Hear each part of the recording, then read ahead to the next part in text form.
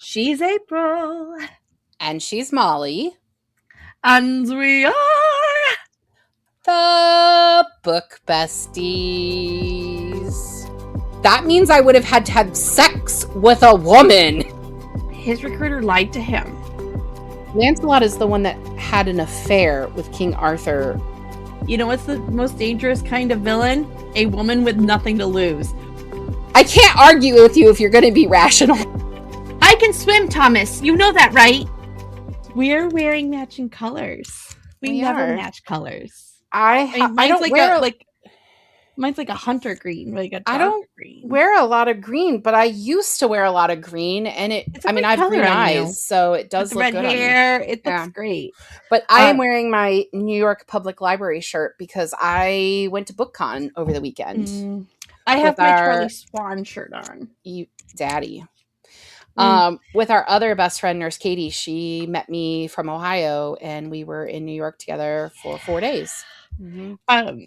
I wore this to the Cairo last week, and he goes, "I know that guy's face," and I go, "Well, this shirt's from Twilight," and he goes, "I watched those back in the O's with my teenagers, but that's not how I know him." And I go, "Well, I could pull his IMDb up, but it's just going to be a bunch of you going, yeah, I saw him in that. Yeah, I saw him in that. I saw him in that." What was it? 911 Austin? I don't know. Or was he in the Fire one on CBS? Yeah. I don't know. He's on 911 a lot of shows. He's on a lot of shows, and he's done a lot of TV, and he's done a lot of movies. Now he has long hair, and he has a man bun. He still looks hot. Still daddy. I'll take your word for it. Okay. So can we talk a little bit about BookCon? Yes, please. Because this episode, I love glad you guys went, but I'm so glad I didn't go. That place was a shit show. So by the time this episode comes out, there's possibility that I'll have already done some social media posts about it. But I've really been trying to not be the kind of content that's already out there. All the negative. I don't want to just say negative things, because in actuality, I had a really good time. Katie and I went to 2 Broadway shows. We got to finally meet in person Francesca Zappia, and we met her boyfriend, all the pictures, who's wonderful. And we went to dinner with them. And I met some incredible authors. I cannot say enough good things about the authors I met. Olivia Blake was just so amazing. My favorite book by her is Gifted and Talented. And I told her that, and she was like, "You don't even know how much that means to me."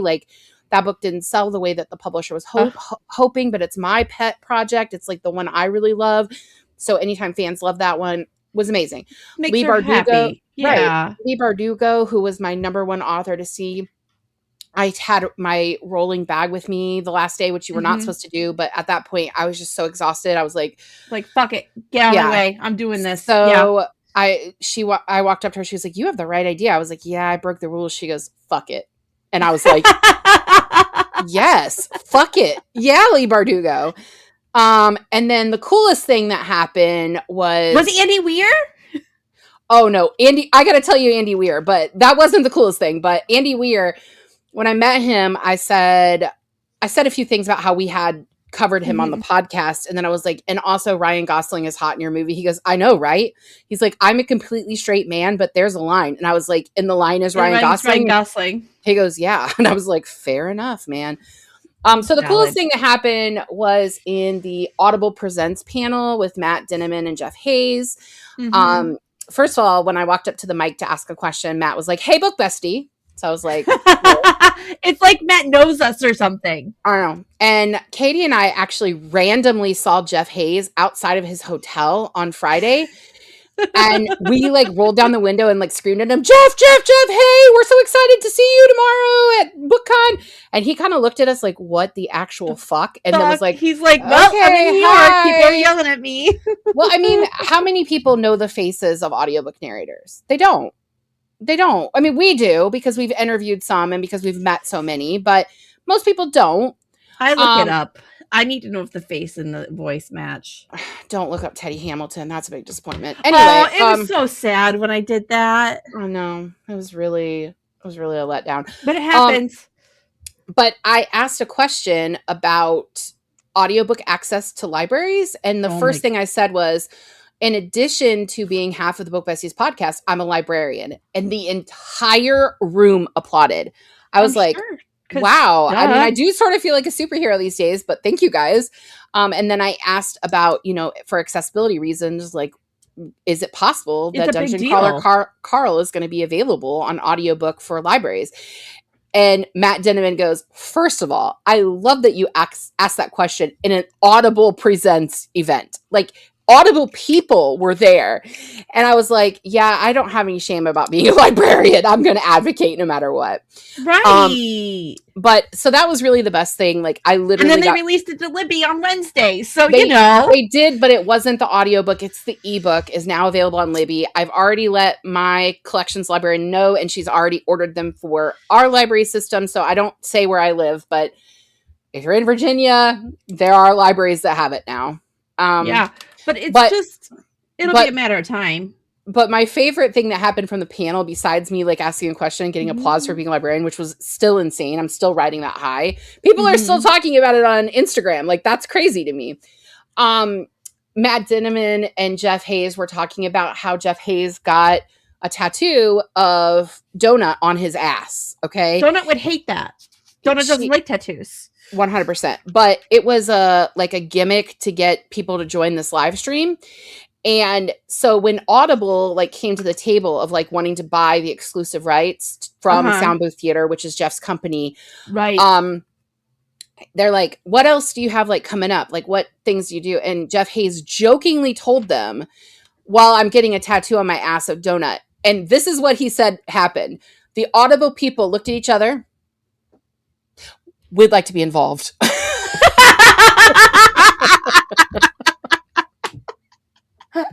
Gotta get that money.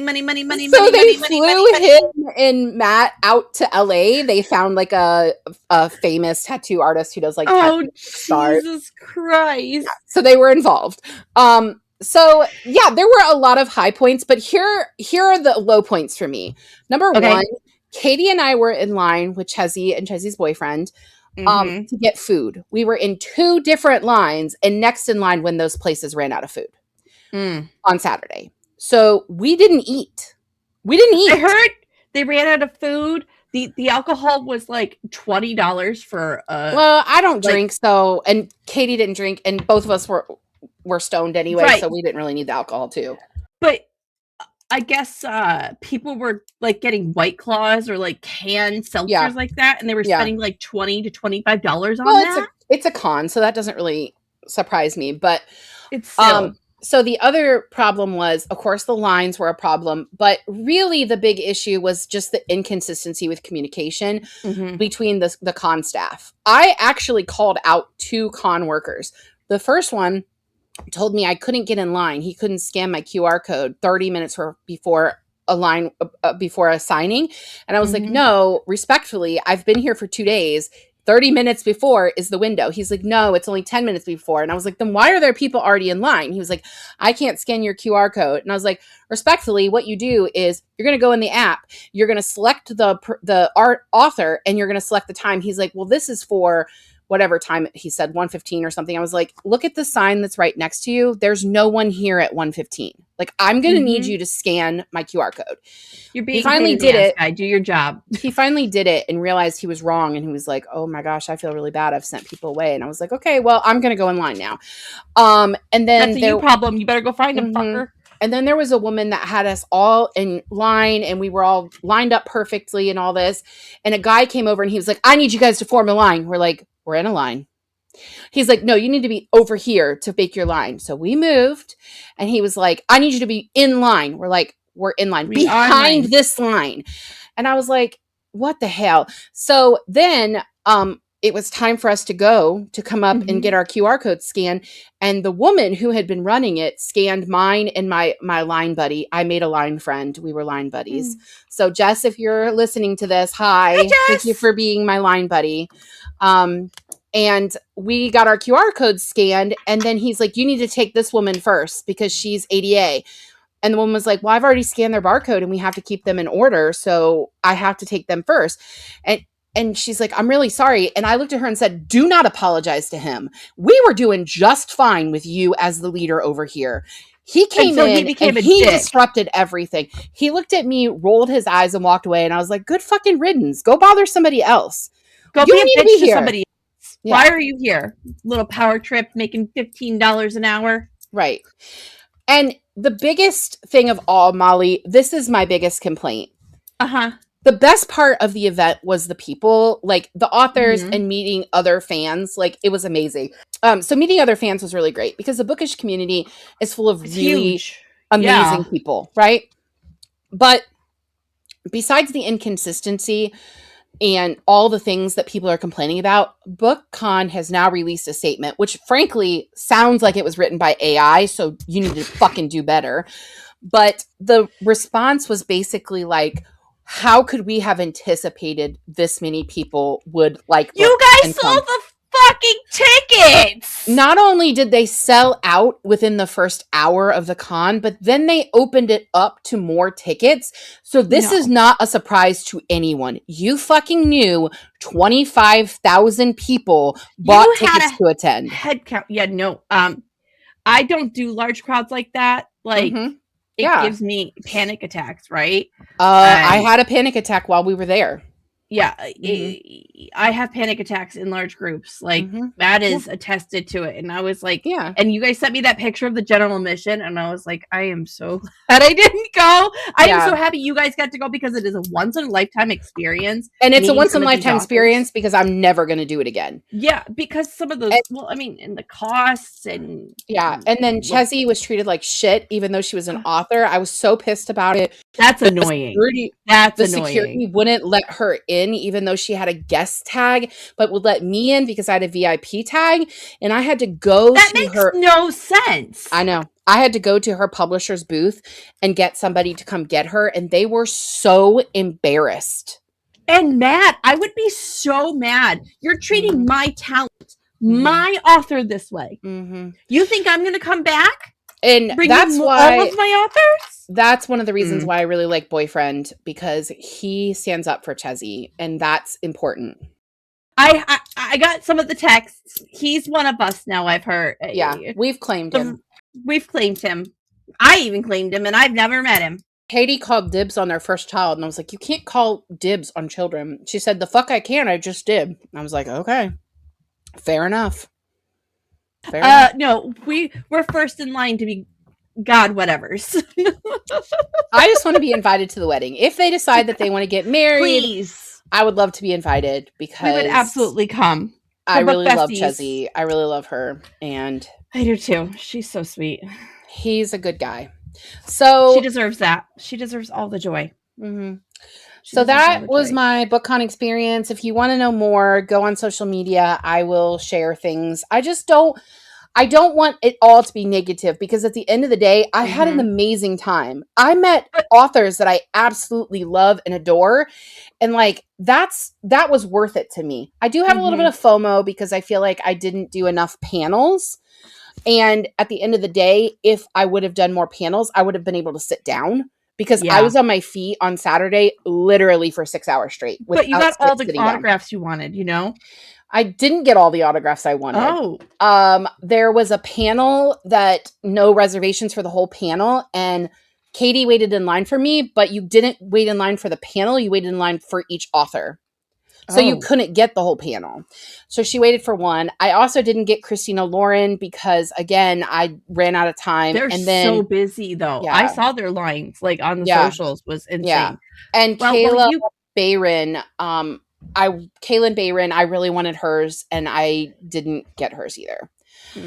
So I was really hoping to get Jay Penner's autograph on my Fellowship of Librarians and Dragons. Oh my God. I just finished that book. You finished the first one. This is the second. Yes. The Fellowship of Baking. And I wanted to get her to sign the Fellowship of Librarians and Dragons because I am a librarian who loves dragons. Speaking of, that's my favorite thing I got at BookCon, that dragon right there. Cute. Yeah. It's so cute. All right. So do you want to talk about our book this week? Yeah, I think we should. I think it's probably a good idea. That's what people came here for. Also, if you're joining us for the first time after BookCon, thank you. A lot of people started following the podcast on on social media and on YouTube, which I guess is still social media, but we do have a lot of new followers that way. If you're following on the stream, welcome. It's really a good feeling to be able to stay connected. Speaking of BookCon, before we get into it, did you give out all our sponsors stuff? I did give out all our sponsor stuff. So I actually gave it all out the first day.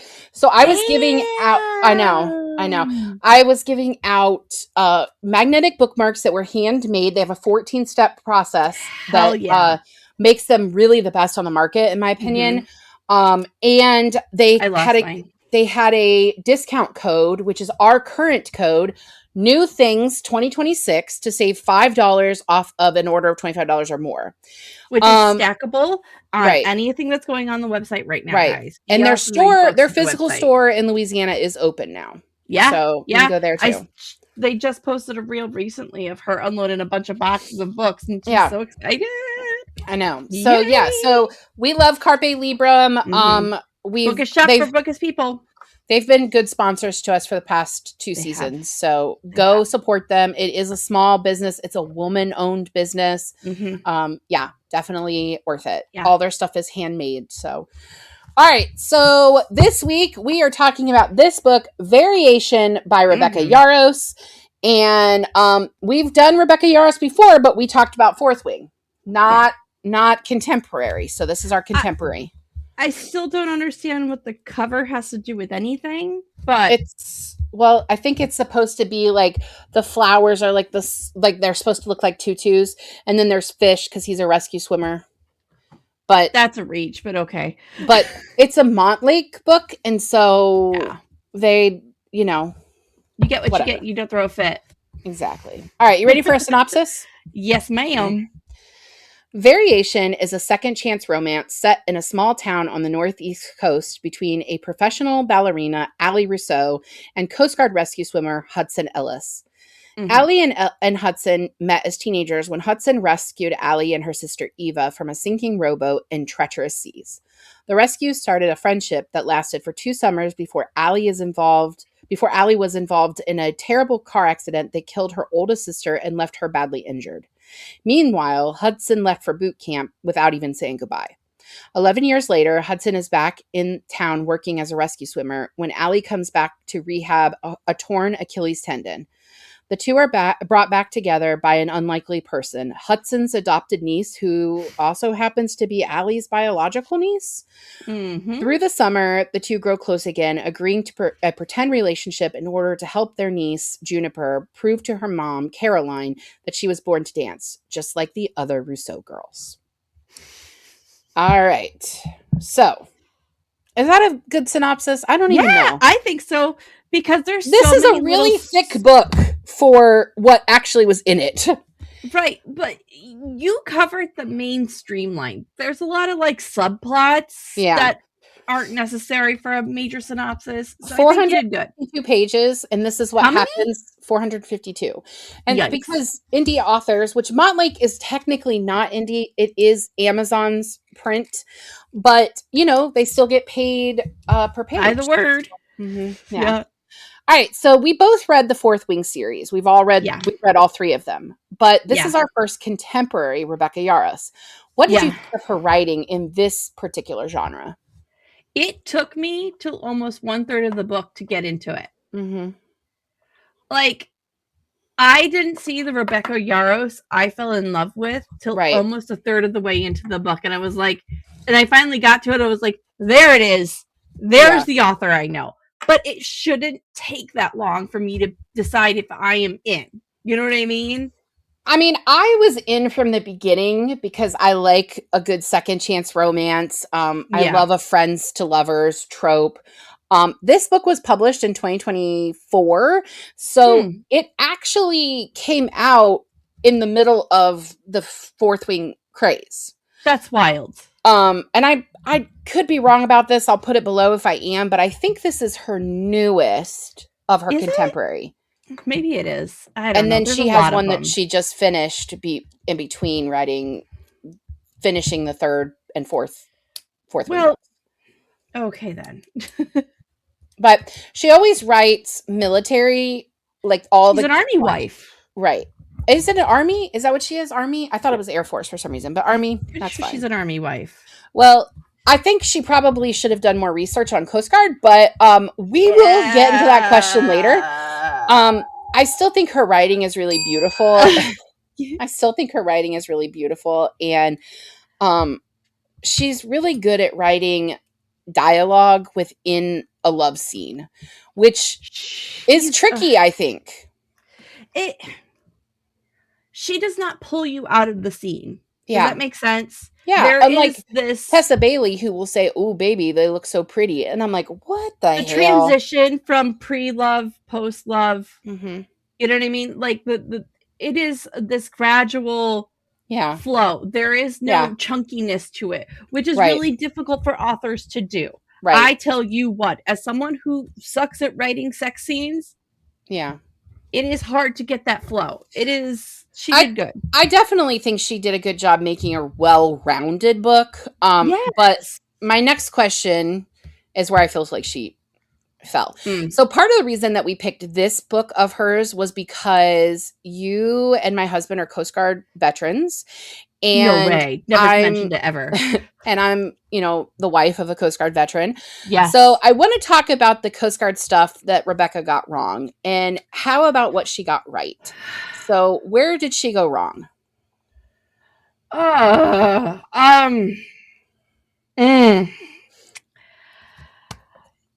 Calling a rescue swimmer's job basically a 9-to-5. Fuck that noise. No, they're not. Okay, I've been at 3 air stations. 3. Mm-hmm. They are in rotating shifts. Mm-hmm. They do have a shift schedule. Yeah, it is not really like a 9-to-5. But they really don't, because if there are multiple helicopters already out, you're going out too. Yep. They have a recall window, right? Mm-hmm. I'm not gonna break a bunch of like codes and like tell you guys things. Right. But there's a recall law when it comes to being a swimmer, so you have to be so close. Like him just taking all this leave was so much bullshit. So he took more leave in the summer of this book than I took in the 8 years I was in the Coast Guard. Yeah. And I was a yeoman. I had an actual 9-to-5 job. Yeah. So my husband was in search and rescue, but not as a rescue swimmer. He was in like the mission orchestration. But he was also recallable, right? Like, there was actually a time that he had taken off Christmas Eve and Christmas. It was for Sam's first Christmas, and they canceled his leave a week, like a few days before Christmas, because they needed him. And we were on land. So there is an expression that really hits really hard when you're active duty that you hear a lot. And you hear this in different branches. And Rebecca really never pulled on this. And it really upsets me, because as a service wife, she would know this. It is an expression called needs of the service.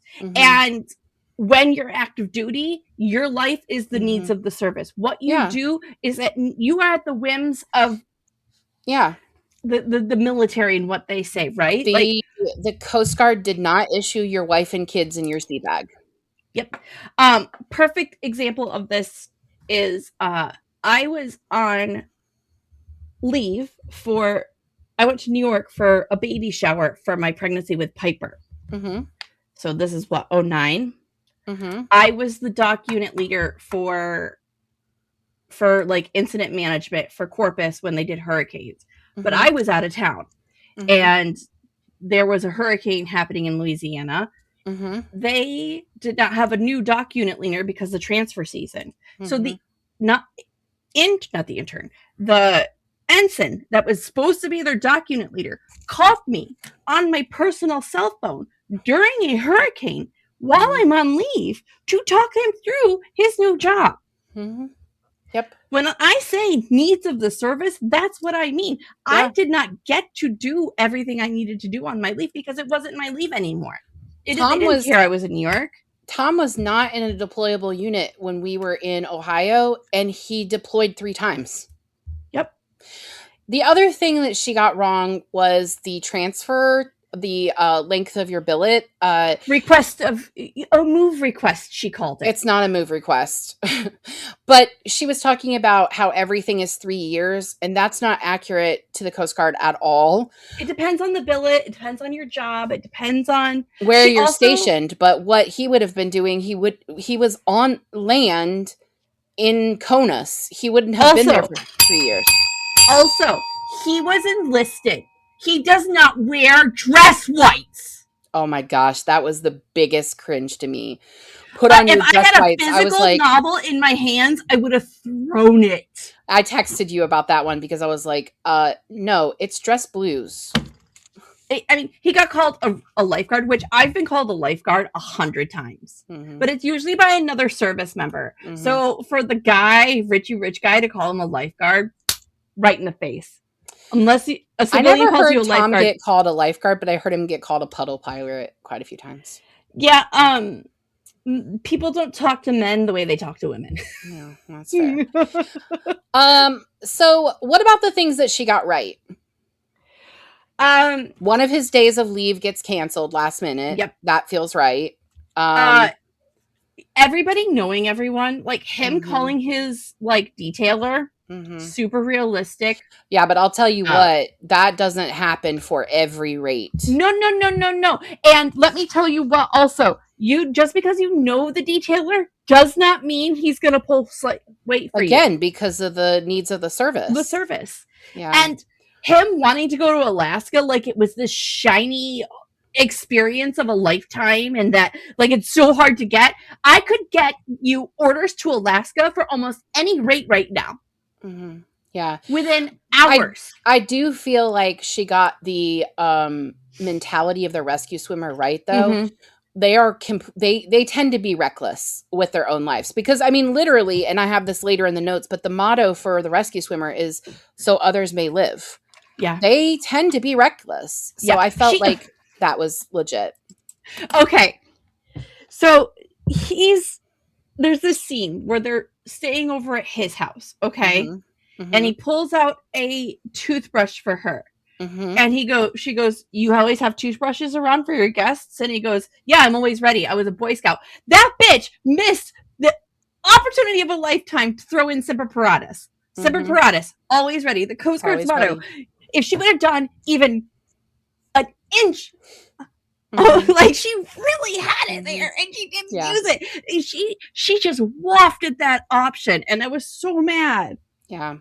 So mad. I don't feel like this story needed to be about a rescue swimmer to actually be a good story. No. But, because she writes the contemporary romance with a military twist. Yeah. But the bonding of a unit is very real. The lack of women in that rate was also very real. There weren't any women in that rate where they were stationed. Him and his engineer or his mechanic, I can't remember which one it was he was for the pilot, is really real. Like when you're in a small boat or a helo like that, the pilot, the co-pilot, the swimmer, the engineer, the mechanic, and the swimmer get very close. It is a 5 to 6 person crew. They are very tight. They have to run drills together. There is a trust level that happens when the 6 to 4 of them go out, depending on what boat helo you're in. Yeah. And so that was realistic. And I applauded her for that one. He also disobeyed orders on the phone with an officer, and I was like, no fucking way would he do that. No fucking way would he get away with that. Absolutely not. He's like, I'm on leave, and hangs up the phone. Absolutely not. The fuck? No. Nope. That's not happening. No. All right. I love a good fake dating story, but this one seemed super far-fetched from the start. Instead of a fake relationship for an event, as many of these stories are, this story is centered around a little girl wanting to dance. Was the story believable within the fake dating trope?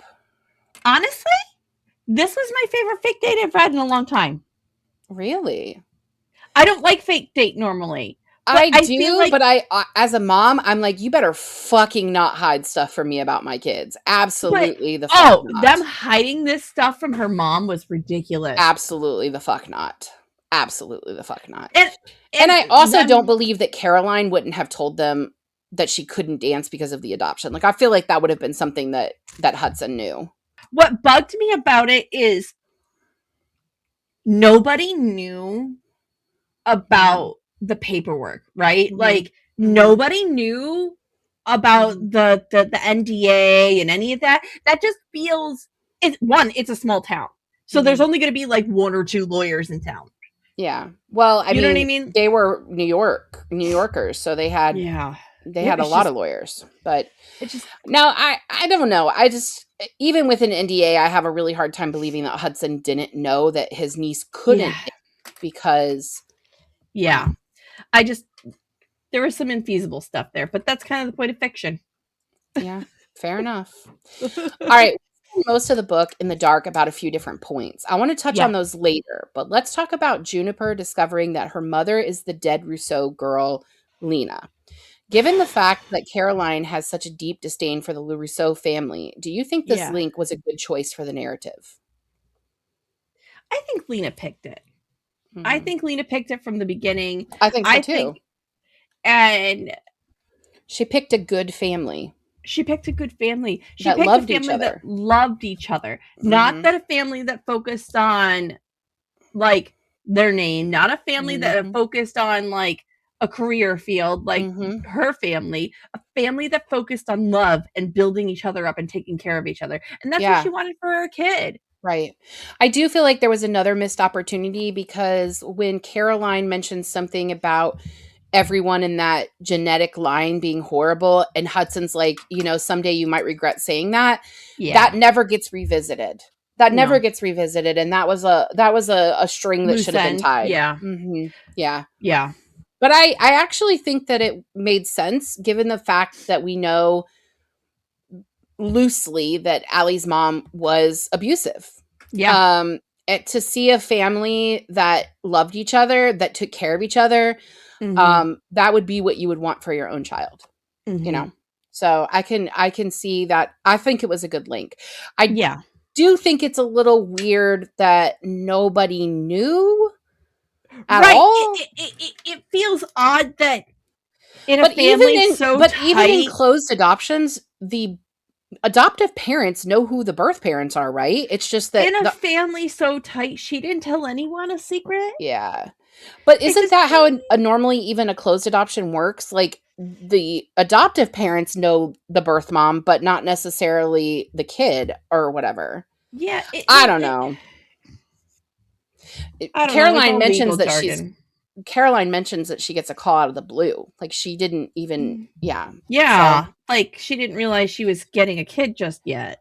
And also given the fact that Anne wanted kids so badly and Lena still felt moving her outside the family was best. I mean, that really comes down to the mom, but we'll talk more about that later. Which we don't touch on that enough. You know what I mean? We don't poke at that enough, and Anne never gets upset about it, which really she does cry a little bit, but yeah. Not as upset as I would have been, for sure. No, right. Like, what a slap in the face. Right. I want kids, and I'm not going to dance anyway, so why wouldn't you give me the kid? So Hudson and Allie appear to be polar opposites. Hudson lives by the rescue swimmer motto, so others may live, whereas Allie is incredibly careful and guarded. What do you think it is that makes them a good couple? I think what bonds them is their balance and how they balance each other out. And he pulls her out of her shell while she reminds him it's okay to be careful. It's okay to go slow. It's okay. Like, it makes me think like the only person he was willing to ever slow down for was her, right? He would sit and watch her dance for hours. Yeah. Like, imagine asking a 17-year-old boy to go sit down and just watch a girl do ballet dance. I mean, but they're in tights. Right, but it has to be someone he likes enough to say so, because eventually you're going to get bored of that music. Eventually you're going to be like, I'm done. I think that he was good for Allie because he made her take down her walls. Yeah. But I don't know that the reverse is true. I think he just cared enough to be a safe space for both of them, but I don't know that she really ever did that for him until the very end. The girl, I mean, she was going through it, you know. She was in a lot of therapy and she had a lot happen. So yeah, fair enough. All right, about halfway through the story, we learn that Juniper has already been taking ballet lessons at a studio out of time. That studio is led by a former student of Allie's mom and is reckless with her students. Allie begins teaching Juniper instead. Good idea or bad idea? Good idea for Juniper's safety. Bad idea because, oh my God, her mom's gonna kill you guys. Because I'm in too deep. And I'm trying to keep. So you've already lied to her mom about your relationship and the fact that you know that you're related to her, and now you're going to teach her dance. Despite her mom's direct wishes that she not do dance. Absolutely the fuck not. I mean, it certainly drives the story and it's how we get to the classic at the end, but like, no, that's a terrible idea. I would cut my sister and I would cut everybody off from my kid for a little bit. Oh, especially there's no forgiving that. I mean, probably with time, but that would be a boundary that you broke it, you would not get back in. It would be a lot. I was doing this for her safety, and I owe you nothing as her uncle. I'm her mom. I am her parent. And, I am the one that runs this show. Yeah, I'm her mom. You have no right to her. Absolutely. Yep. Yeah. Yep. You don't get to question what I do because you're here for 3 years. Right. Absolutely. Allie's support system during her rehab is her sister Anne, who's the only Rousseau girl who is not a dancer. By the way, I know that they are women, but they refer to themselves as Rousseau girls in the book. So that's why I'm doing that. I do it too. Jessie and I are the Johnson girls. I call the bigs, my daughters are the bigs girls. You know what I mean? Like I'm guilty of that. Yeah. So it's her sister Anne, the only Rousseau girl who is not a dancer, and her best friend Kenna, who is also the company's orthopedic doctor. What do you think of these women and their approaches to helping Allie heal? You kind of got to meet her where she is, you know, like Allie is so strong-willed. If you didn't do it her way, Allie would cut you out. Yeah. 100%. And I would like, I wouldn't think for a second she wouldn't. I mean, look at how they treated their mom. You know? And it's a difficult position to be in because Anne works for the company as well. Like Anne and Kenna are both employees of the ballet company that Allie works for. So, I mean, and Kenna is the orthopedic doctor. So if she gets involved, technically she has to report that stuff. But like, I love Kenna because she literally took a leave of absence and was like, I'm not on the clock, so I can do whatever the fuck I want. She's great. That's loyalty and friendship, though, right there. That is such loyalty. That is the kind of friend you want. Like, that's Katie, absolutely. Though. You know what I mean? That is 100% Katie. Yeah, absolutely. Absolutely. All right, so Allie and Hudson inevitably begin a relationship that is an incredibly long time coming. Yeah. It has an expiration date, though. But Hudson assures Allie that he will take any parts of her he can get. However, they begin to fall deeply for each other, which complicates things further since they are both trying to achieve very different dreams. Given our experience with military relationships, what do you think about the believability of this plot? I'm going through this right now with Piper because she is on year 2 of her long distance relationship with her boyfriend. Long distance relationships are workable. It is realistic. It happens all the time in military couples. They used to even have a phrase for it and a pay code for it called geo-bacheloring, where you would get extra money if you were forcibly separated from your wife, kids, and whatnot. Okay. Yeah, go ahead. She did her best to make it as realistic within the parameters of this book. You want to know why I think it wasn't realistic? Okay. Because abso-fucking-lutely they would get on the payroll.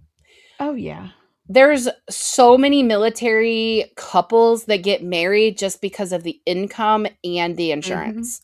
But and she doesn't they need can it. go live separate lives, but they're going to get on the payroll. But she doesn't need it. She didn't need it. She didn't She's need not it, getting married for TRICARE. She didn't need it, but if they did get married, then he could be transferred to where she is. Even if he went to Alaska, even if he went to Alaska, he could eventually go to her. I don't know. Yeah. I don't know. I just don't find it to be realistic for that reason alone, because we personally know people who got married to be on the payroll. Right, but that's different. That is so different. That girl has a lot more money than the people we're talking about. Yeah, fair enough. Allie's sister Eva completely betrays her by secretly filming Eve. Which this came out of nowhere. Is it Eve or Eva? I thought it was Eve. Eva. Maybe is it Eve? Eva. I don't know. I'm so mad. I don't know. Yeah, Allie's sister Eva completely betrays her by secretly filming Allie rehabbing and tells Vasily, which is their company director, that Allie will not be ready to resume dancing, the part written exclusively for her. Eva is given the role and Allie is left devastated. What do you think about this revelation? I would have stabbed my sister. It was so I have chased my sister around the house for less. It was so left field. It was so left field for how these sisters behave with each other, but it was 100% how ballerinas behave with each other. Or dancers in general. You can tell how desperate Eve is throughout this book. Her desperation, you can taste her desperation. She's getting ready in her sister's dressing room instead of getting ready with the other dancers because she thinks she's above it. She is so entitled because she's a Russo girl that she's not even going through the motions, right? Yeah, absolutely. Yeah. Fuck that bitch. She has little sister syndrome real hard. Yeah. Okay. So now, am I going too fast, do you think? No. Okay. No, I think we're good. All right. So let's get into the secret keeping because there's a lot. All right. So the first one is Caroline finally learns the truth that Juniper has been dancing all summer and she's been entered into the classic. It is revealed that while Caroline never knew the identity of Juniper's birth parents, she signed an NDA which included a clause that she never let Juniper do ballet. Thoughts on this? Messy. And we've kind of already covered this. I just feel like it's unlikely that no one would have known the fact that she couldn't do ballet. It's just no one knew about the NDA. Yeah. No one? It just feels... You can't necessarily disclose what's in the NDA, but you can say you signed an NDA. That family just tells each other too much shit. Yeah, they know a lot about each other's lives. That's what's the unbelievable part about it. Yeah, they're wrapped up in each other for them to not know this. They are way too much in each other's bullshit to not know about this NDA. Absolutely. That's what bugs. Absolutely. That's what bugs. All right, because Caroline is rightfully so panicking that Juniper's biological father will show up and take her. Allie has Anne draw up a contract. She has a good idea who the father may be. It turns out that Juniper's father is Vasily, who basically slept with Lena in order for her to get a part in his ballet company. Yeah. Gross. Nasty. Additionally, Eva figured this out first, and that is actually how she got the part from Allie. Yeah. Blackmail is a family trait. Thoughts on this? I'm zero surprised that Eva took advantage of the situation. Zero surprised Eva took advantage. Kind of surprised Vasily ended up being the dad. I thought it was going to be the brother that worked at the bar. Me too. Did. And then we knew Hudson took a DNA test. And we knew it couldn't have been Hudson. Yeah. But getting the gay best friend to sign away the rights was clever. Okay, but his response where he's like, that means I would have had to have sex with a woman. He was so grossed out. It was so funny. Ew, vagina. So oh my God. Oh. Not a vajayjay. All right. From the beginning of the book, we are led to believe that Allie's mom, who is a retired ballet dancer, was teaching at a small, Crackhead. exclusive school elsewhere. Yes. But in fact, her mom has temporal. I'm sorry, Katie. Forgive me. Frontal tempora dementia with primary progressive aphasia. She lives in an assisted care facility where she is declining rapidly. Thoughts? It's devastating. That was the big twist for me. I was like, wait a minute. I literally texted you, wait a minute. Did we know she was in an assisted care facility? They go and visit her earlier in the book, and she's talking about teaching dance. Yeah, because everybody's playing along with her little bit. Which is crazy. Even like they're letting her think she's still teaching. I mean, it must be better for her mental health, I guess. But even the doctor was wearing a freaking stage bun. Like, that's money. To be able to pay to live in your delusion until you no longer can have that delusion is insane. That is wealthy. That is wealthy. Yeah, but you know what I mean? But I don't think it's healthy. Like, I mean, what would... And the only interactions we really get with Allie and her mom are her mom yelling out positions, ballet positions, 5th, 1st, and Allie doing them until the very end where she's like, I'm not fucking doing this anymore. Mom, listen to me.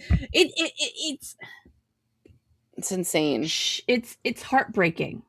As someone who watched her father-in-law go through this kind of thing, it is devastating. And to be trapped in that part of your brain. I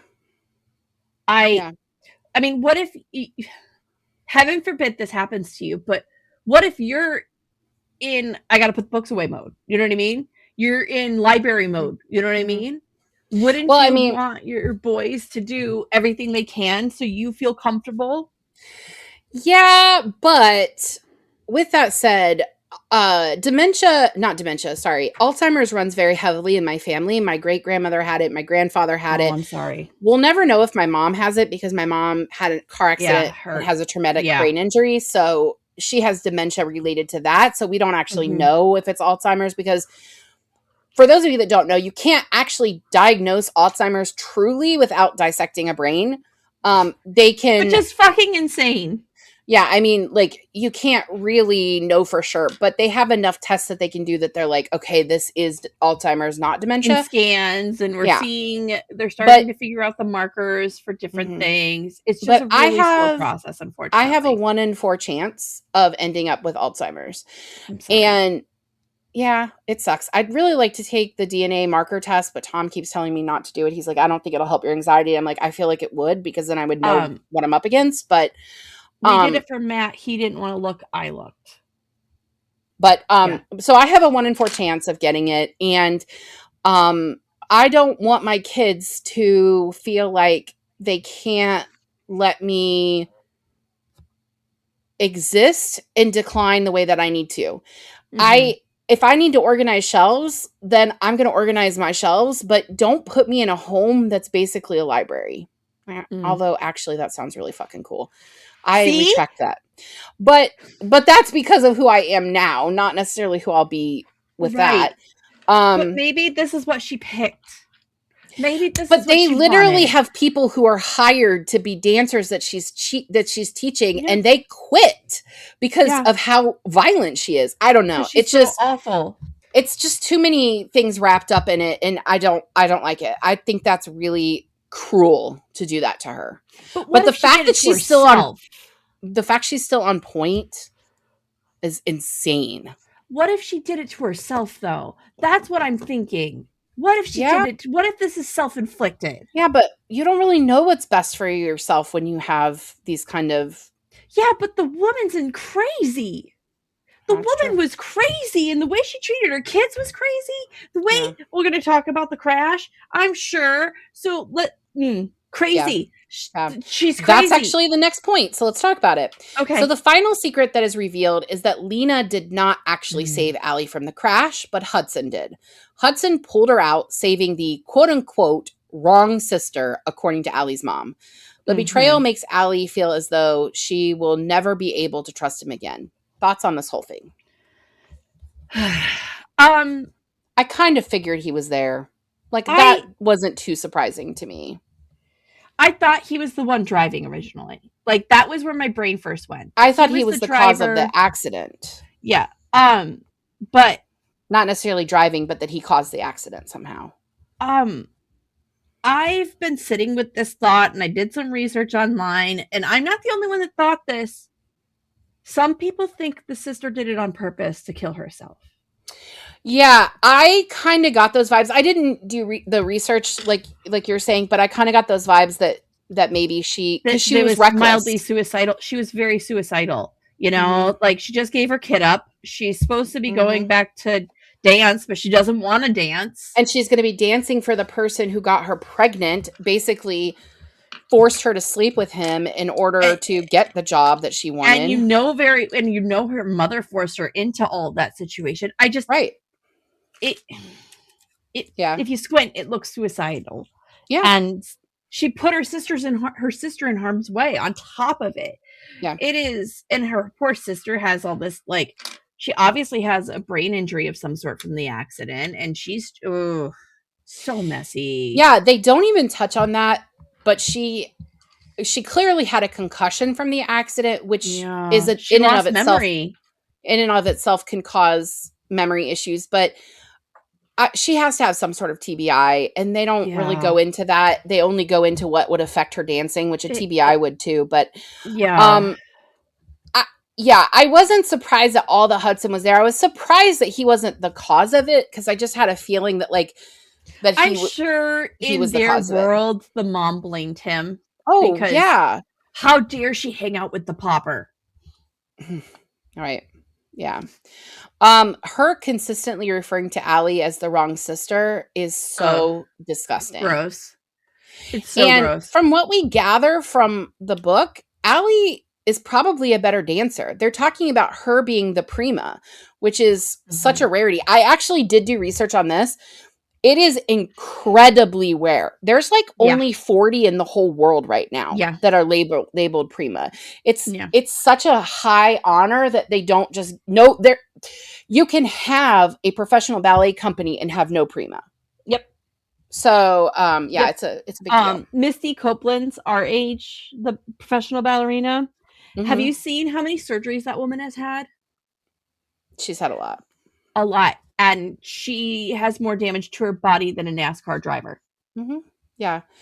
What they do in order to be in point shoes, it's really bad. It's really, really bad. Anyway, yeah. All right. The book ends on a high note of Allie and Hudson getting together in Alaska, achieving both of their dreams. He's in Alaska where he wanted to be. She's going to be a freelance ballerina just dancer. Fly back and forth. I mean, they're going to pay her to do that. Okay. Anyway, we also learned that Juniper continues to dance. What do you think about the ending? I love that everybody got happily ever after. Yeah, I mean, if you don't give me a happily ever after, I don't fucking want it. Like, if all of this ended in some massive tragedy, I would be so furious. But it didn't. So I'm glad. But I also like that they didn't end it too far in the future with the epilogue, because we get Juniper dancing, but she's still a kid. Yeah, it's not her being a professional dancer. I think she's like maybe 16 at the time. Yeah. Something like that. School. Yeah. Yeah. But she's little. It's just... She's still a kid, as opposed to them being at her first professional performance. Like, right, we don't need to fast forward that much. I'm glad that he wouldn't be a rescue swimmer anymore if she was a grown adult dancing. True, that's true. Because after a while, you can't jump out of those. Unless you're talking about The Guardian, and Kevin Costner apparently can do it in his 50s, which is insane. That's not happening. Also, I'm just going to assume this. And maybe I'm wrong, and you can correct me if I am. But if you're a senior chief and the rescue swimmer rate, you're probably still not jumping out of helicopters. No, they're not. They're organizing things.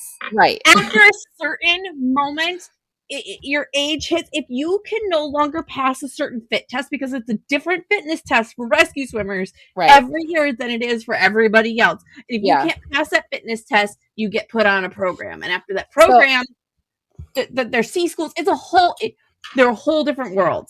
I have a friend here in Virginia who is a senior chief bosun mate in the Coast Guard. He doesn't go drive boats. He don't boat anymore. He doesn't boat anymore. His job is not boat anymore. His job is order people to boat. Right. Yeah. As like when you get higher in the pay thing, you no longer touch pay. You tell people to touch pay. Exactly. Say, like you once you hit a certain number, you no longer the chatty chat. You do, right? Like exactly. Yeah. All right. Final thoughts. That was the Coast Guard with Molly kids. Final thoughts. Goodreads rating. I gave it a 4. I gave it 4.25. I really fell in love with this story. I fell in love with this story because of the characters, not because of the inaccuracies. I should have kept. If you are a COSI and you are still thinking about reading this book, I need you to keep a tally for me of a sticky note of every inaccuracy you have because I lost count. Yeah. Tom said he was disappointed in you and he was going to yeet you into the ocean because you rated this so highly given all the inaccuracies that I had told him. So I'm just letting you know. I can swim, Thomas. You know that, right? You can't be in the Coast Guard and not swim. You have to pass the swim test. I actually had a friend who joined the Coast Guard. We met in boot camp, and he came to boot camp with the impression that he wasn't going to have to swim. It's the Coast Guard. What did he think you guys were doing? He was from the inner city of Detroit. Again, what did he think you were doing? His recruiter lied to him. I helped. There's Coast Guard in Detroit, and you know how I know that? Because when Tom was stationed in Cleveland, we had to go visit Belle Isle, which is in Detroit. Yeah. But he passed remedial swim and got in as to go be a bosun's mate who still couldn't swim well. Like that's a really bad idea. That's a really bad idea. Oh, you know, I gotta tell you, active duty. I'm happy for him. I gotta tell you about a conversation I had with Tom today. You know the analogy of if a boat is sinking and you can only save one person, who do you save? Do you know this analogy? Okay, it's a pretty common analogy to figure out like what kind of person you are and things like that. So we had this discussion today where I said, I know you'll choose me every time. And that scares me. And he's like, what do you mean? And I was like, well, if the boat is sinking and you have the chance to only save one of us, I know you're going to pick me and not the boys. He's like, no, I'm just going to throw you a life jacket. You know how to swim. So you can have the life jacket and I'll get them life jackets, but I'll help them put them on and I can save everybody. I'm like, I can't do this analogy with somebody in the Coast Guard. This is not how this works. Because we're not getting in a boat that doesn't have enough life jackets. We're not getting in the boat without life jackets. We're going to have them on. Yeah. But I was like, this analogy does not work with you because you're being too rational. He's like, I know how boats sink, so I would just make sure we were on the right side of the sinking boat. And I'm like, okay, look, this is not what we're doing here. You know what? You're being too rational for the conversation right now. Do you know that we've actually had fights where I've said to him, I can't argue with you if you're going to be rational. But do you know what isn't irrational? What? Our sponsors, Carpe Librum. The bookish shop for bookish people. Buy from them with our code New Things 2026. Save $5 on an order of $25 or more. And it's stackable on their website with all their other things. Their clothes are size inclusive. They do not shrink. And they don't fade either, which is kind of amazing. They use the Canvas shirt brand, but they screen print in-house. It's all made in-house in the USA, in Louisiana. It's a woman-owned business. She's the lead designer, too, which is very cool. And they hand make everything. It's kind of amazing. Yeah, it's really great. Get yourself a hoodie or tote bags, though. Get yourself a tote bag. I almost bought a tote bag at New York Public Library. I bought 2 shirts there, and I ended up getting a reusable, like, grocery bag, but not a tote bag because I was like, my tote bag from Carpe Librum is amazing. I don't want to risk having one that's not amazing. I don't want it to get offended that I bought something else. I need my Carpe Librum one. Valid. All right. Well, that's all I've got. Let's talk about Yeah. So not just next week. We're going to talk about next month. So next week, we're not actually going to have an episode. I'm a little behind because I went to BookCon and I need a palate cleanser. And I'm just behind because Molly. Fair enough. So I did make lemon lavender sugar though and baked with that this week. I do have a present from you from BookCon. I just need to mail it. But unfortunately, it's not a sword because I was going to get you a dagger and they were $300 motherfucking. And I love you, but I don't have $300. It's all right. Like I told you in my text, a desk sword will find me. Like Lancelot in the Sword in the Stone, I will find my desk sword. Lancelot is the one that had an affair with King Arthur, who had the Sword in the Stone. Okay. He had an affair with timey-wimey. Nope, does not apply. Anyway, right. Let's talk about next week. So we're taking next week off. Yes. And then we have only 2 episodes left in Book Besties podcast. We've been saying this all season, but we are taking an indefinite hiatus. We'll still be active on social media. Reviews will be on there. Yeah. You can find us on our Goodreads still. We still have been getting arcs from authors, so we're still going to start doing reviews of those. Yeah. I met some indie authors at BookCon that I will probably be reviewing. And again, just so you know, when we say we're going to be reviewing books, we are not paid for our reviews. No. We have never taken a dime for a book review ever. And we still won't because our reviews are honest and direct, and we're not going to change that just because somebody wants us to like their book.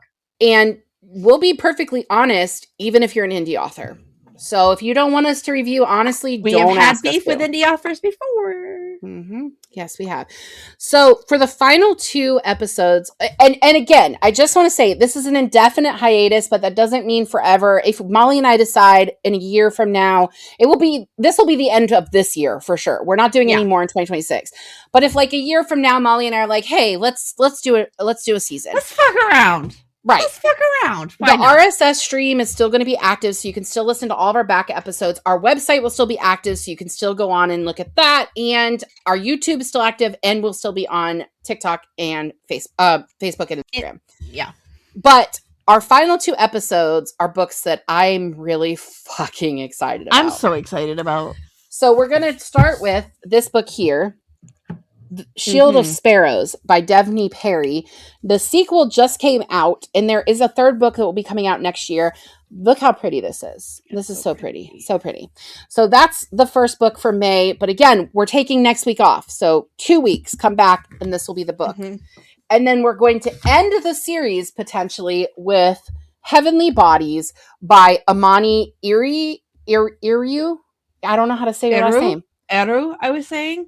And she was at BookCon, and I didn't get a chance to meet her, but look at how beautiful. I have a special edition. The line that got me on this book, you know what's the most dangerous kind of villain? A woman with nothing to lose. Ooh, as soon as I heard that, I was like, sold. Yeah. There's a whole thing with there's a map. Yeah, there's a map. We love a fucking map. A fucking map. So this is a trilogy as well, and all 3 books are available on KU. Can't I just get a fucking standalone, gang? No, you can't. One fucking standalone. Nope, you can't. That's all I've got. That's it. You have anything else? No, I'm gonna go eat dinner. All right, we'll see you in 2 weeks. Bye, bye.